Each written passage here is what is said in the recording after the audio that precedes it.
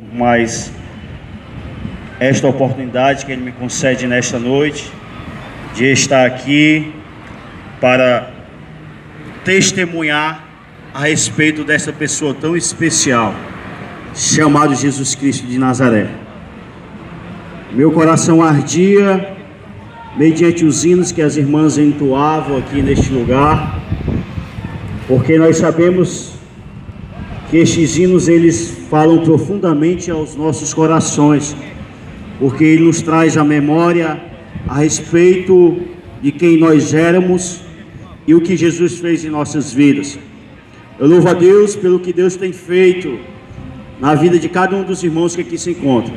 Pessoas que muitas vezes tremiam até em pegar o microfone e hoje já louvam, dão pequenas saudações, mas é desse jeito que Jesus faz em nossas vidas. Louvado seja o nome do Senhor. Quero convidar os meus irmãos a se colocarem de pé e abrir as suas Bíblias no livro histórico do Novo Testamento chamado Atos dos Apóstolos, capítulo de número 16, versículo do número 27 ao 32.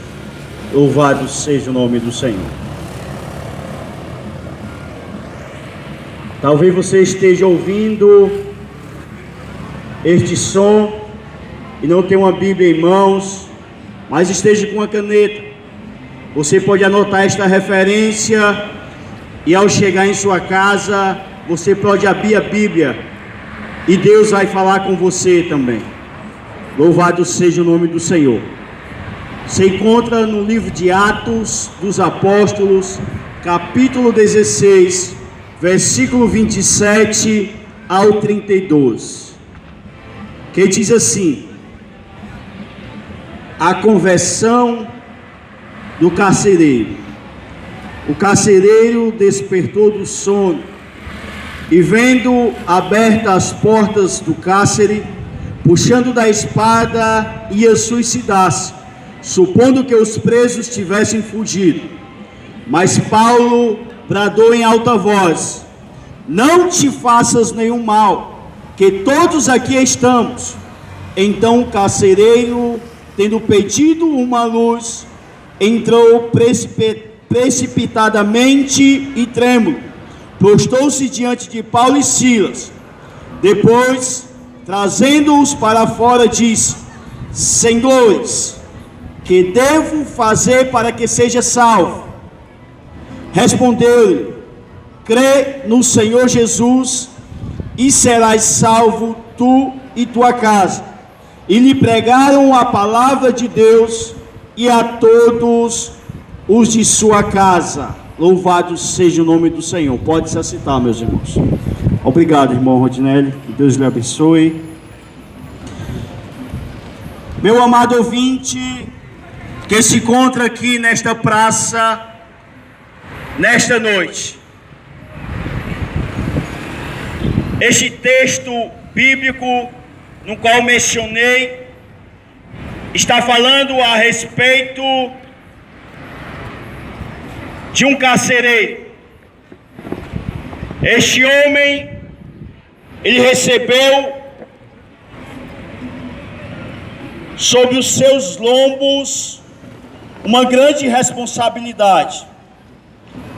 Responsabilidade esta de guardar sob os seus olhares a vida destes dois homens e os demais que ele já se encontrava. Este carcereiro, ele tinha a responsabilidade de observar e de deixar guardado dentro daquele cárcere Paulo e Silas. Estes homens que outrora foram anunciados como homens agitadores, como homens que perturbavam a paz daquele lugar. O contexto bíblico relata que Paulo e Silas, ao chegar nesta cidade, logo se deparou com uma jovem. Esta jovem trazia grandes lucros para os seus senhores. pois esta jovem, ela adivinhava o futuro das pessoas. Hoje, podemos dizer que esta jovem seria uma cartomante, seria uma cigana, seria uma adivinha. E de repente, quando aquela jovem vê estes dois homens, Paulo e Silas, e ao ouvir a respeito do que estes homens pregavam, ela afirmava diariamente, dizendo: estes homens são homens de Deus, creiam neles. Estes homens são homens de Deus enviados. Então, diariamente, esta jovem bajulava Paulo e Silas. Mas a Bíblia menciona que chegou um dia em que Paulo se virou para esta jovem e, reconhecendo que existia algo de estranho por trás da vida daquela jovem, existia algo espiritual. E ali a Bíblia diz que Paulo, ele repreendeu aquele espírito. Então, a partir daquele momento, aquele espírito saiu da vida daquela jovem e foi-se embora a fonte de lucro que sustentava aqueles senhores. Para que você venha compreender, mediante tudo isto, Paulo e Silas, eles foram chamados de perturbadores. Então aqueles homens, eles foram colocados dentro deste cárcere. E sobre a vida deste homem estava a responsabilidade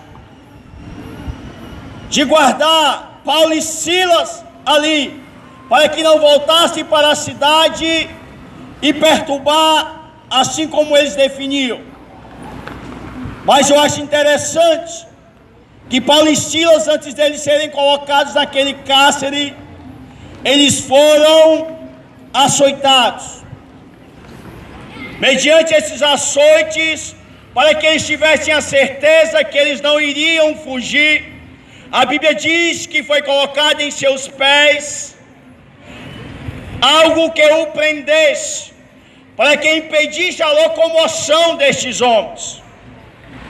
Talvez você pense que seja fácil para nós estarmos aqui nessa noite, mas a estratégia do diabo, do inimigo, não mudou para com os servos do Senhor.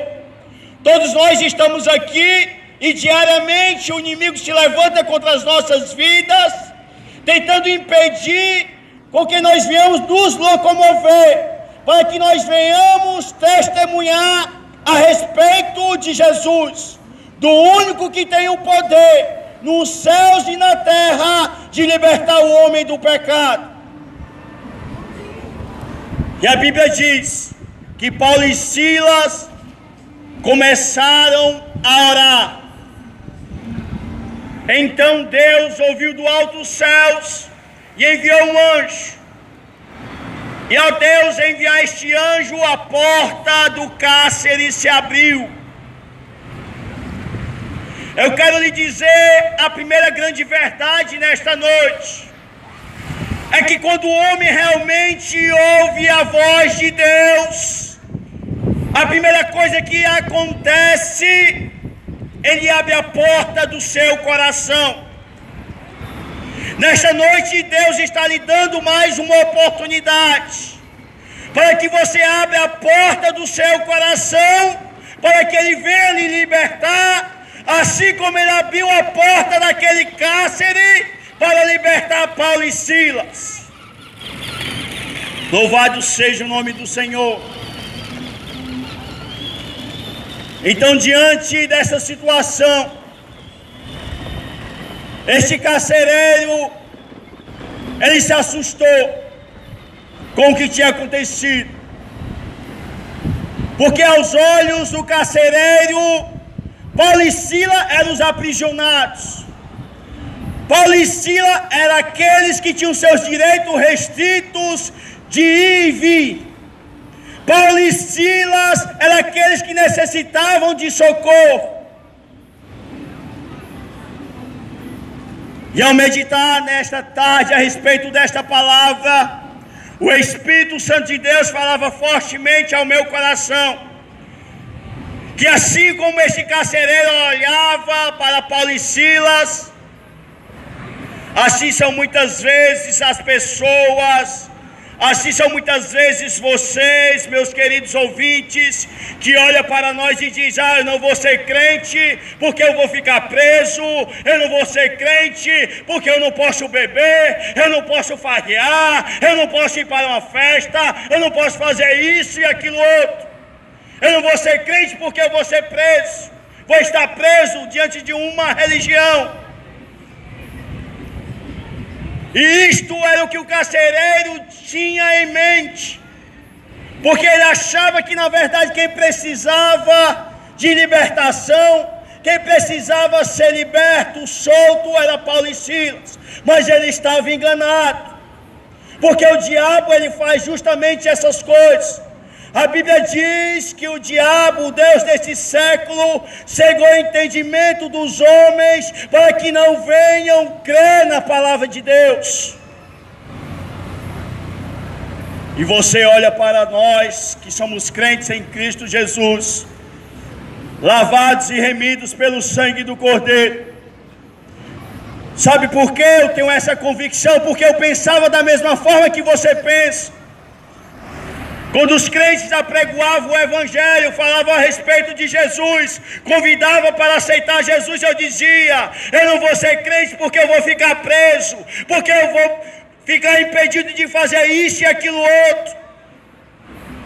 Mas eu quero lhe dizer nesta noite, que assim como esse carcereiro estava enganado, assim é você, meu querido ouvinte, porque na verdade nós somos livres.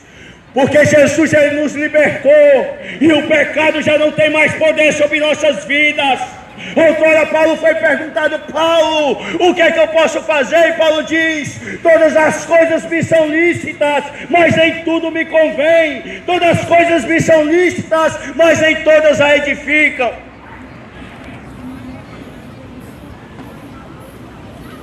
Talvez você pergunte: irmão, eu não posso beber? Eu quero lhe dizer: pode. Eu não posso me prostituir? Pode. Eu não posso adulterar? Pode. Eu não posso roubar? Pode. Irmão, o que quer dizer com isso? Você pode fazer tudo isso, mas só existe uma coisa que você não pode fazer: é entrar no reino dos céus, porque no céu não entra pecado.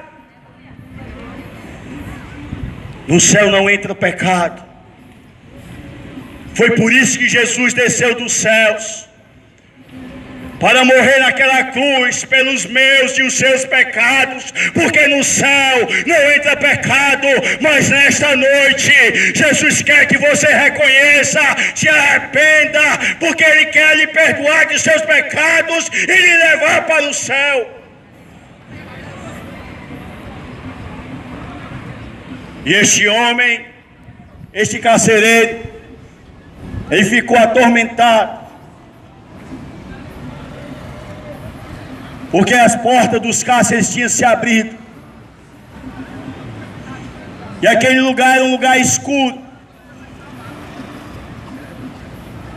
Talvez ele somente ouviu as portas dos cárceres se abrindo, e ele pensou logo: pronto, todos os detentos, todos os presos, prisioneiros agora vão fugir.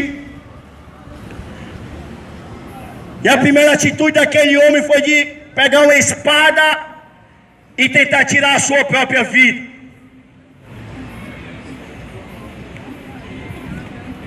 Segundo Flávio José, o historiador da época do século I, diz que naquela época esses homens que tinham essa responsabilidade, se fugisse um preso, ele iria ter que pagar com a sua própria vida. Então, para que ele não fosse humilhado, então para que ele não fosse morto diante dos seus familiares, e ele trazer vergonha para a sua família, e resolveu dar cabo da sua própria vida. Este lugar era um lugar escuro em que ele se encontrava.